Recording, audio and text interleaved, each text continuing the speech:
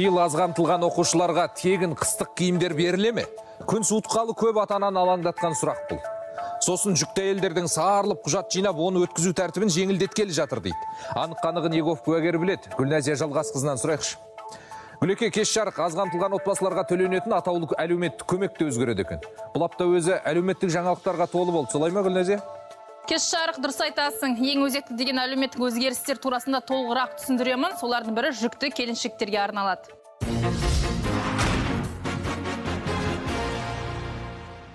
Еңбек және халықты әлеуметтік қорғау министрі Тамара Дүйсенова келешекте кедейлік шегі басқаша есептелінетін айтты. Ол медиандық кіріс арқылы жүзеге асады.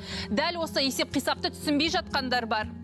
Өздеріңізге белгілі атаулы әлеуметтік көмек ең төменгі күнкөріс деңгейімен тағайындалады. Бұл сан әр өңірде әртүрлі.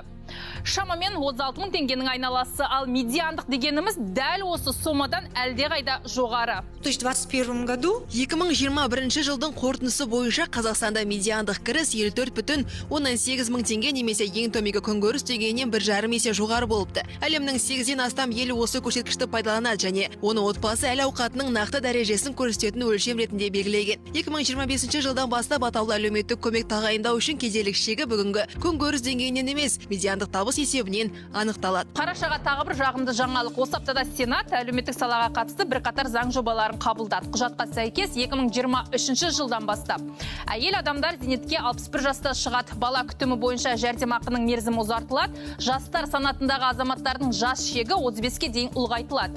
Парламент құжатты президентке қол қоюға жіберді. Осы орайда жүктілікті жоспарлап жүрген қыз келіншектерге де айтарым бар.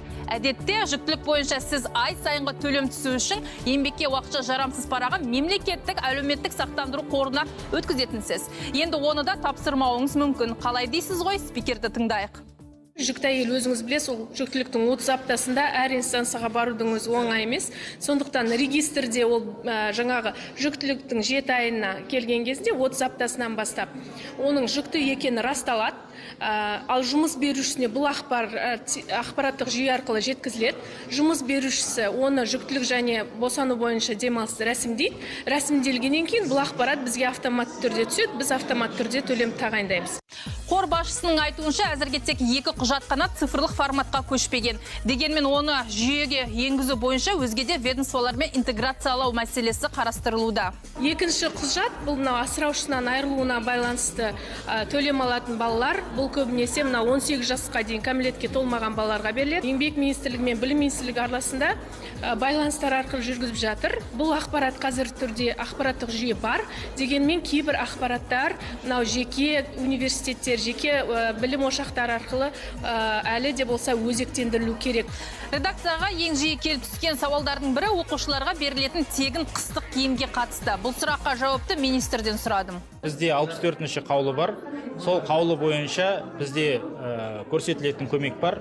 Ол қаулыға өзгеріс енгізу мәселесі күн тәртібінде жоқ. Семей жастарының назарына 22 желтоқсаннан бастап Абай жастары тұрғын үй бағдарламасына құжат қабылдау басталады. Бағдарламаға 18-35 жас аралығындағы жастар, журналистер, мәдениет, денсаулық және спорт саласының қызметкерлері қатыса. Несиенің ең жоғарғы сомасы 15 миллион теңге, жылдық үстемақы 5%, бастапқы жарна 10% болмақ. Нақты ақпаратты жергілікті тұрғын үй қорынан біле аласыздар.